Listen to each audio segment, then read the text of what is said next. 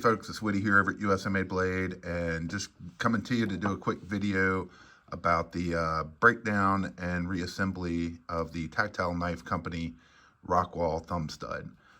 This is the standard model. It's got some fluted tie. We've done an overview of this knife, so let's kind of jump right into it. First off, I just love that sound. Really good snappy knife. So one of the great things about this, I say that, well, first off, in every video, weehaw bits. Weehaw, man. It's the only way to go with knife stuff. But one of the great things that they did with this is that all of your screws here on the handle are T8. So, gotta love that. I usually start with the pivot screw, but honestly here, the order doesn't matter too much. And this is why I like weehaw. That's how well that fits. You gotta pluck it off of there. So,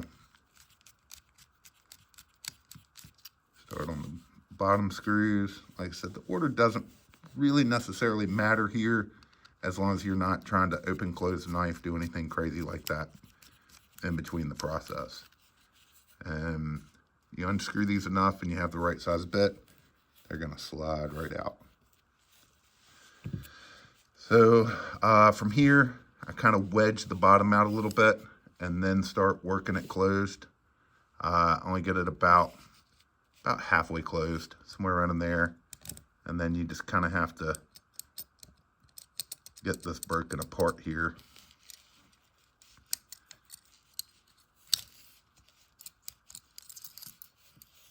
This is your back spacer, comes out separate and is actually connected in with your pocket clip. It's actually a really good design. Everything about this knife is very well designed, it really is. You just kind of have to work that scale off. A lot of times when you do, that stop pin will come out with it. And sometimes you do need a pair of pliers to get that off if you're going to anodize or anything like that. They can be on there pretty tight. So get your bearings. Knife comes off. Pivot comes out nice and easy. And your other bearing. And that's how quick this thing disassembles. I mean, that easily. Now, if you're looking to, this is the steel lock insert on here. Very well designed. This is a super tight fit. So if you're looking to anodize and you need to take this off, it is a flat head. I'm using just an old Leatherman that I've had for years, and it fits perfect. You want to make sure whatever screwdriver you're using, flathead screwdriver, is a really good fit on this, because it is in here and it is in here tight.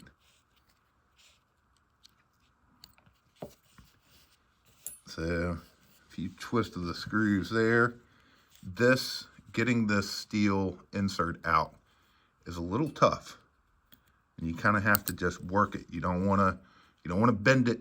You don't want to tune it and get it to where it's sticking out of here. You definitely want that lock pressure staying the same as the way they tuned it. So you just kind of have to work your thumb down it, and it will come out of there. But it is in there very snug, very, very snug. So, and that's it. That's the whole breakdown of this knife. It's just that simple. The other part I will show you is that the pocket clip is not titanium, but the back spacer is tie. This is machine pressed on here, and it can come apart. And if it accidentally does, it's very difficult to get back together. And well, it used to be. Lately, they've been doing a much better job, but you just kind of have to work this in and out. And honestly, I'm not sure they want this coming off. So I advise just leaving this alone, because I don't want to show you something. I'm sure they have their way of wanting these put back together. So my advice is to leave these alone. But if you want to get it off, I'm gonna kind of leave that in your department and your way of figuring out how to get this thing back together. So let's go to the getting it back together part. Excuse me. So you want to start by getting that steel insert back on here, and make sure you get it facing the right direction. So you want to have the cutout here facing out, and which puts your detent ball facing the right direction and sitting in the right direction. It'd almost be impossible to put it in wrong. So I like to put just a little pressure on it with my finger, get it in there decently, and then, sorry, I'm working behind the camera here, and then get your screw to hold it in. And I like to get this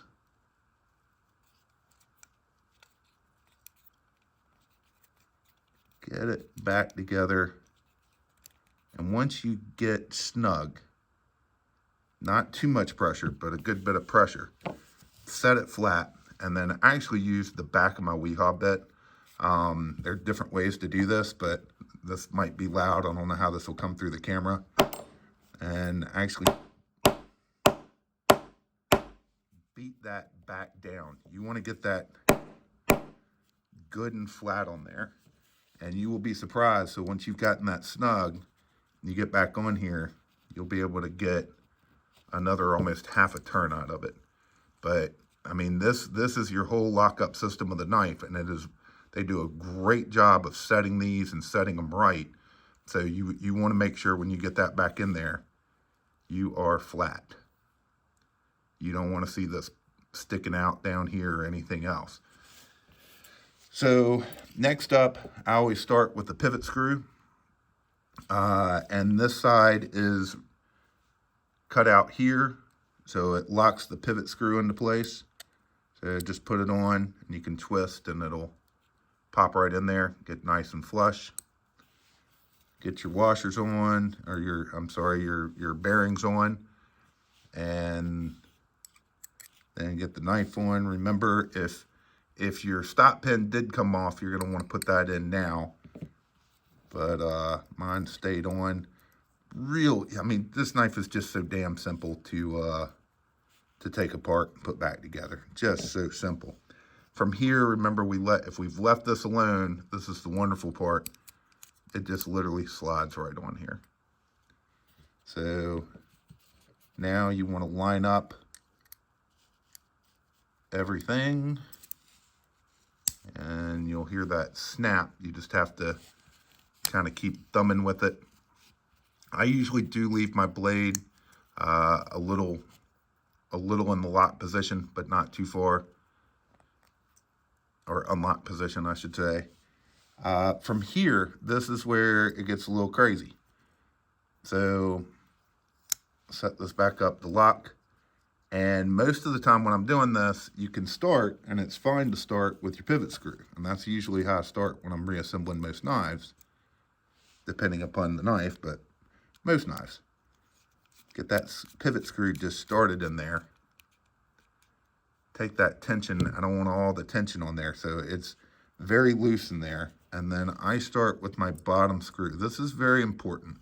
The bottom screw, as I've learned from taking a crap ton of these apart and putting them back together for anodizing, that bottom screw is a booger to get in there. So if you start with it, and I'll set the knife against the counter and get a little pressure on there, and it'll go pretty nice and snug, and then I'll pull back off of it just a hair, and then you can actually, from there, sometimes your pivot will recess a little bit.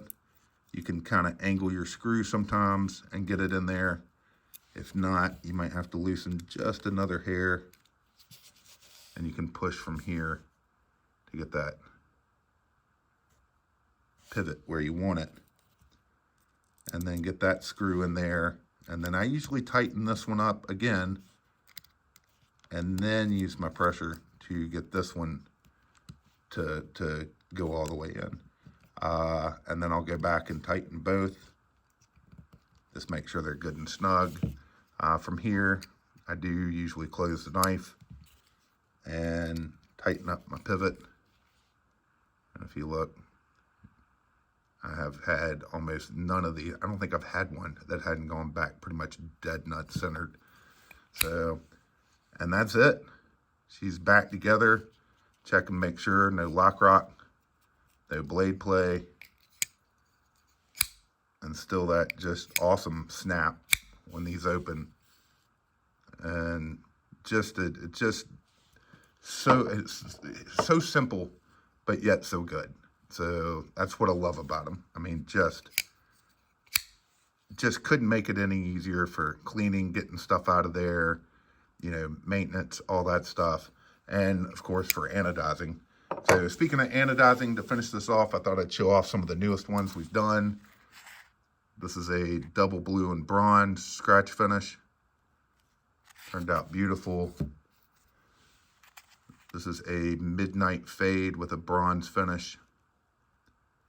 Bronzed out all that hardware. This one's just crazy. Kind of messed up in the process. And this doesn't really do it justice. Let me take this one out of here. It's almost got a blue jean pattern in it and a little bit of an acid pattern in it. And I forgot what we called it, but something like blue jean purple. It's pretty wild looking. And then we blued all the hardware. Just crazy one. We've done some with just some bronze hardware, some with some blue hardware. Get the pivots to, or the back spacers to match. Here's a Carolina blue with bronze hardware. These always turn out real pretty. Get that back spacer to match as well. And then finish off with a purple and scratch bronze spacer as well. So anyway, that's it. That's breakdown and reassembly on the Tactile knife company Rockwall Thumbstud. It's a fantastic knife. Just simple but great, and that's what we love around here. American made, and they're doing a fantastic job. So we hope you'll check them out at usamablade.com. And as always, we appreciate you watching.